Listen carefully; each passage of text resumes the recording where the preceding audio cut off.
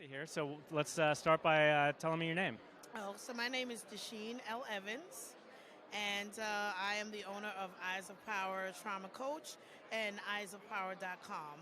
Okay, and so you launched last night your first podcast. Yes, I launched on Buzzsprout, and so my podcast is about hidden trauma, specifically black trauma, and so it's teaching professionals how to use deep listening to really identify the hidden trauma. And so I have a lot of different episodes, topics that I'm going to be covering to teach people what they need to be looking for, because it's not that your client is the angry black person or the difficult client, the difficult patient, is that they're misunderstood. And so having said that, I'm also doing a segment on trauma communication coaching, and so that you can interchange with the deep listening, that you can better work with your client, your participant, your patient. Yeah, I think it's so needed. I mean, the timeliness of that message, um, you know, just with what's been going on, forever it seems. I mean, there's so many people that I think are just, their trauma is underrepresented. Their trauma, they they don't know how to voice it. There's not been the ability to share, what's been going on from a trauma perspective. So, what got you into this work? Well, I'm also a survivor of trauma, and so all of my trainings are based on real case studies. So I put together a bunch of case studies over a course of 7 years. And what I did was a few years ago, actually 2.5 years now, my mom, she was 90, and 2 days later she passed. And my siblings, they went in, they stole, and it was just a horrific experience. And so what I did was I crafted out my story to create different kind of training programs that people can resonate with, and the podcast to go along with that. It's to inspire people. And so the thing with that also, with the learning and to inspire people, is that when it speaks to coaches, it has some of those components when we talk about accountability and transformation, because as we know, it starts with you. So it's owning your behavior and teaching people the coping mechanisms, because I don't put anything out there that I don't try myself. So it's beta testing everything, and just being out there and knowing what works, what doesn't, and what would resonate with people, so that I can modify on the fly if need be, because I want people to get it. I want people to get better. But if we don't have the professionals on the same board, then it's not going to work.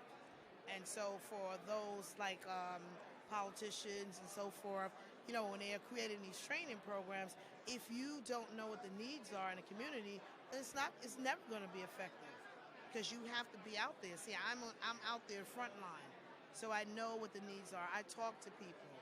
Yeah, absolutely. So the idea with the podcast is obviously to get that message out there, be an advocate, try to promote change out there. And then it sounds like also with your kind of coaching, consulting that you do, hoping to use the podcast to kind of drive and monetize your business in that way. Is that something that it's been part of the plan for you? I'm looking to have guests on there, and I believe that some of their stories will resonate with those that are in positions to make those changes, because I believe that if you hear it from them firsthand, then maybe you'll get it.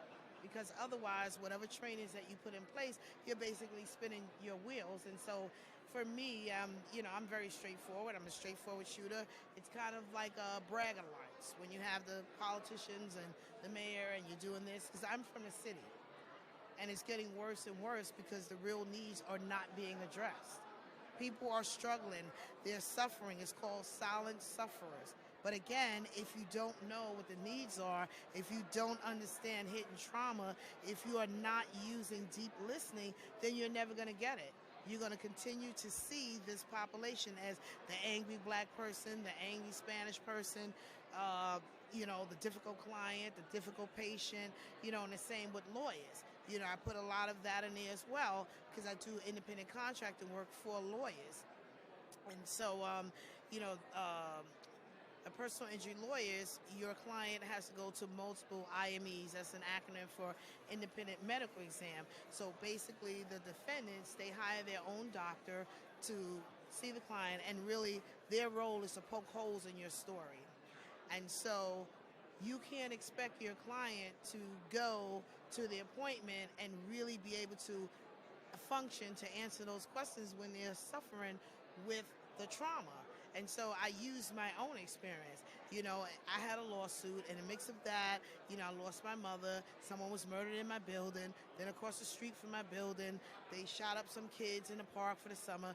Then a man was viciously stabbed. Then a woman was stabbed and sexually assaulted. Then a few feet from my building, someone got shot in the leg riding a bike. And it goes on and on and on. And so at what point do people begin to heal if you don't have the proper resources?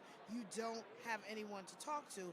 And then when you see the news, we talk about the new normal. There's nothing normal about that. So people begin to mask, and they begin to accept that it's okay. It's not okay.